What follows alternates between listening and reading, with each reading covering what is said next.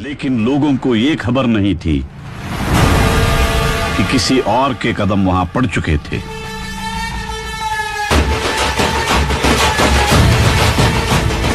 Powerful people come from powerful places. तुम लोग मंगवाते होगे अमेज़ॉन से कपड़े जूते, भाई ने स्पेशली भसा मंगवाई थी। Thank you Amazon. What I'm going to do now is not for you guys. I'm doing this only because I want to see myself doing this. All I want from you now is a commitment that you will listen to me very carefully, okay? And don't judge until I finish. अब याचना नहीं रण होगा, जीवन या मरण होगा, तुमको सूचित हो। अब शस्त्र सजेंगे, रक्त बहेगा, चमड़ी कटेगी और फिर डमरू बजेगा, तुमको सूचित हो। और अब लॉजिक नहीं, मैजिक चलेगा, तुमको सूचित हो।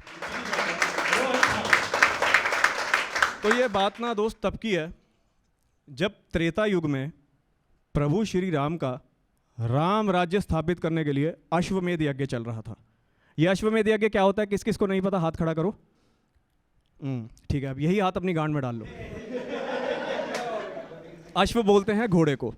और अश्वमेध यज्ञ में क्या होता था, जब किसी राजा ने अपना राज्य स्थापित करना होता था तो उसके राज्य से एक घोड़ा निकलता था और जिस भी राज्य में जाता था वहाँ के लोगों को या तो उस घोड़े को पकड़ना होता था या फिर समर्पण करना होता था।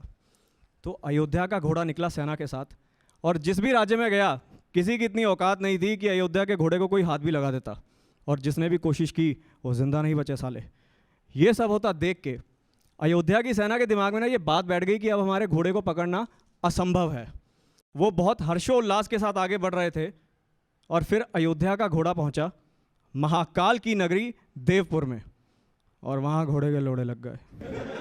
महाकाल के भक्तों ने पहले तो ऐसे यूं कुंडल हिलाया, फिर ऐसे दांत किटकिटाते हुए घोड़े की तरफ बढ़े और घोड़े के पकड़ के ऐसे कान मचकोड़ दिया।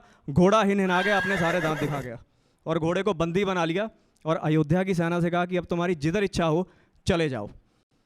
लेकिन वहाँ से भाग के अयोध्या की सेना ने एक बकचोदी कर दी। वो साले जाके प्रभु श्री राम को ले आए और प्रभु श्री राम ने आके महाकाल की नगरी में त्राही त्राही मचा के रख दी। जितने भी महाकाल के वक्त हो हल्ला कर रहे थे सबको बाणों से बिछा के रख दिया। लेकिन कहते हैं ना कि त्राही त्राही में नाथ पुकारो। महाकाल के भक्तों ने भी एक ही स्वर में महाकाल को याद किया और उसके बाद जो हुआ वो कुछ इस तरह हुआ कि बाण जिसने मारे वो भी विष्णु के अवतार थे। बाण जिसने मारे वो भी विष्णु के अवतार थे, पर लगे थे जिनको बाण वो थे भक्त महाकाल के। देख के आकाश में वो बोले भोलेनाथ से, देख शंभु भक्त तेरे मूर्छित हालात में।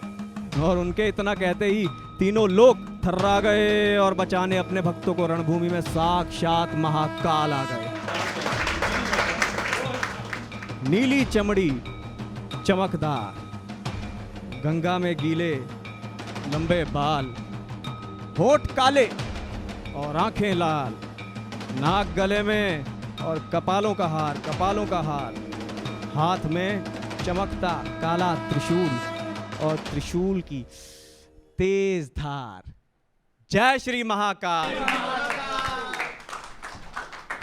फिर जब प्रभु श्री राम आए थे तो महाकाल के भक्त मूर्छित हो गए थे, और जब महाकाल आए तो अयोध्या की पूरी सेना ही भस्म हो गई।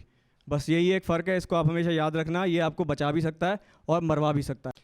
तो फिर महाकाल के लाल नेत्र डोले और वो अपने भक्तों को चिढ़ाते हुए बोले कि राम ही शिव हैं और शिव ही राम हैं, इनका घोड़ा सम्मान पूर्वक वापस कर दो बेटे। और महाकाल के इतना कहते ही मैं भागा गया और घोड़े को लेकर आया। क्या हुआ, चौंक गए? अरे मैं ही तो था जिसने घोड़े का कान मचकोड़ा था। मैं हूं असली प्राचीन। तो फिर मैंने प्रभु श्री राम को सम्मानपूर्वक घोड़ा लौटाया और प्रभु श्री राम ने मुझे आशीर्वाद स्वरूप कहा, तेजस्वी भव।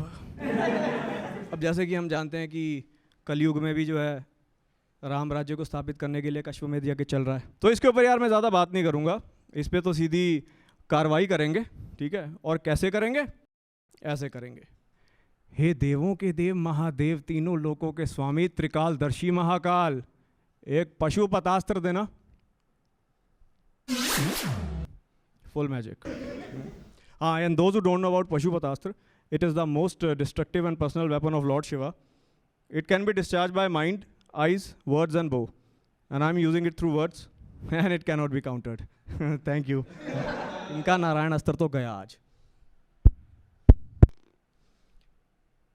इतिहास खुद को दोहरा रहा है और अयोध्या का घोड़ा मुझे फिर नजर आ रहा है. लेकिन इस बार मैं पलट दूंगा इतिहास की चाल को और घोड़ा काट के चढ़ा दूंगा महाकाल को.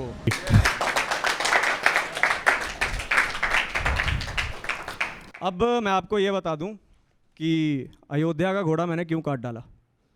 वजह थी मेरे पास, वरना शेर, घोड़ा, जिराफ और कुत्ती ये चारों मेरे फेवरेट एनिमल है. मैं बेवजह इन्हें कभी नहीं काटूंगा. और मेरी वजह जानकर कोई क्या सोचेगा, I don't give a fraction of fuck to that. अब साला लोग क्या सोचेंगे, ये भी अगर मैं ही सोचूंगा तो फिर लोग क्या सोचेंगे. देखो यार, सीधी सी बात है कि महादेव आराध्य हैं मेरे, और ये जो हर हर मोदी के नारे चला के महादेव का अपमान किया ना, ये उसके लिए था. हर हर के बाद सिर्फ और सिर्फ महादेव आते हैं, मोदी जी नहीं, मजाक में भी नहीं. महादेव द्वारा रचित इस सांसारिक खेल में खिलाड़ी बन के रहो. अगर खेल बनने की कोशिश करोगे तो खेल हो जाएगा, वरना अभी तो बस काले का भ्रम बिछाया था मैंने और इनका घोड़ा कट गया.